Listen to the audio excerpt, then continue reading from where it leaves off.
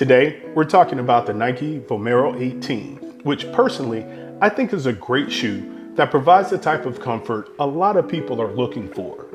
And I think the existence of this shoe from Nike is a reminder that we, the consumer, are still influenced by things such as brand identity and marketing. Now, what do I mean by that? I think people are looking for this very shoe, but they're looking for it in the wrong places. I mean, from different brands. When people are looking for the attributes which the Vomero 18 provide, they're looking to other brands such as On, Hoka, New Balance, and who knows, maybe even Brooks. But the point is, they're not looking towards Nike. Nike's sales have been down for the last several quarters, as evidenced by the fact that headlines such as these are abundant. Now, what does this have to do with the Vomero 18? Well, I'm telling you that the Vomero 18 is a great shoe. So there's a disconnect between what I'm telling you and the predominant consumer behavior. And I'm gonna get into why I think that is before the end of the video. But for now, let's get into the brass tacks of these sneakers. The Nike Vomero line appeared with its first iteration in 2006.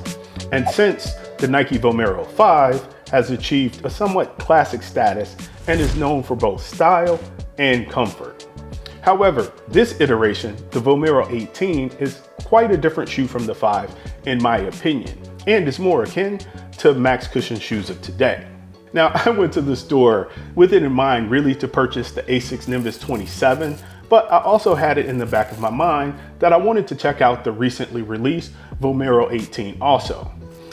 And after trying them each on, it was no contest. I clearly preferred the Vomero 18. And really, I wanted to prefer the Asics. I haven't reviewed a shoe from Asics on the channel, but I had to go with the shoe that I instinctively like better underfoot. The softness is unmistakable from the first step when you try on the Vomero 18. One of the defining characteristics is the combination of both the Nike React X and the Nike Zoom X EVA foams in the shoe sole. This combination is plush, and I really enjoy the underfoot feeling. Some kind of way, the Vomero 18 is also the replacement for the Nike Invincible Run 3. The Invincible line was discontinued, and the Vomero 18 takes up the mantle as Nike's max cushion running shoe. And while I liked the Invincible Run 3 okay, I like the Vomero 18s much better. The shape of the outsole is much sleeker on the Vomero 18, and it gets rid of that weird wingtip in the midfoot area on the shoe sole of the Invincible Run 3. Also, I feel the upper on the Vomero 18 provides a less harsh lockdown and is both more flexible and more cloth-like than was the case with the Invincible Run 3s. Now, when I test out shoes, I really like to put them through the ringer and test them out doing all of the things that most people find important in shoes. I've spent the last month pounding these shoes. I mean, I've run and I've walked and I've worn them casually all over the place. And what did I learn? The Vomero 18 are designed for longer runs and recovery days. And that works perfect for me because I'm really just looking to pick them up, put them down, and I want a soft landing. Woo! Man, I am a mess. I see so many YouTube videos where reviewers are out here running like it ain't nothing. And I was out here running. As you can tell, I'm a sweaty mess and huffing and puffing and the whole deal. Nevertheless, I'm out here in my Vomero 18s for the first time getting it.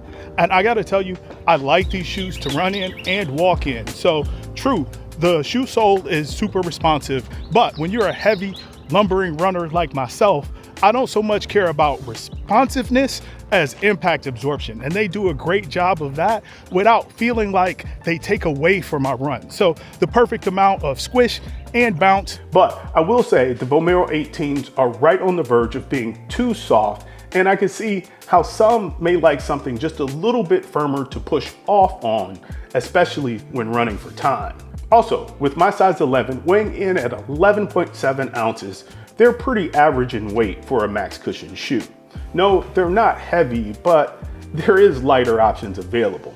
Now, as for walking, I loved these shoes for walking. Okay, first walk with the Nike Vomero 18 in the books. And yeah, we got it in. We're at just about 2 miles, maybe a little shy of that. So it wasn't as long a walk as I wanted, but I got to get home in time to get my daughter from the bus. But first impression is this shoe has been really cool. I'm ready to go for a couple miles more. My thoughts haven't changed after putting lots and lots and lots of miles on the Vomeros. Yes, the Vomero 18s have the standard 10mm heel to toe drop, but the design doesn't make standing awkward in my opinion.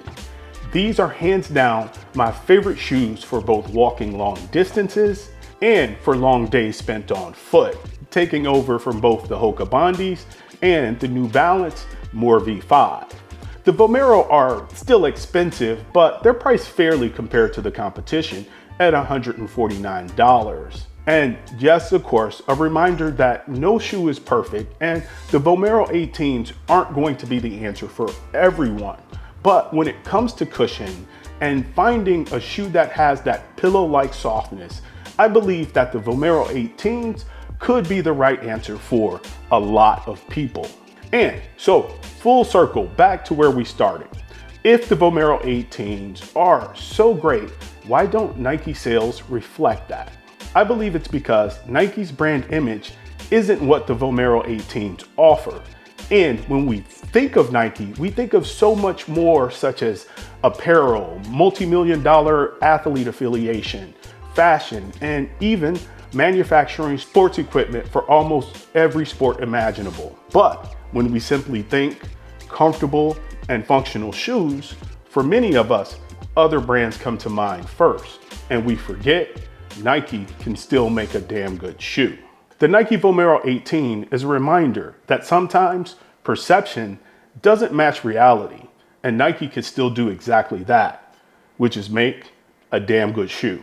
Hey guys, I like this shoe so much that I really had to stop my testing and put them aside because we have a European vacation coming up soon. And the shoe that I think I'm gonna take for all the steps in Europe, yeah, I think the Nike Vomero might be it. So they're gonna just be one of maybe 2 sneakers that I take with me. I like them that much. I really hope this was helpful.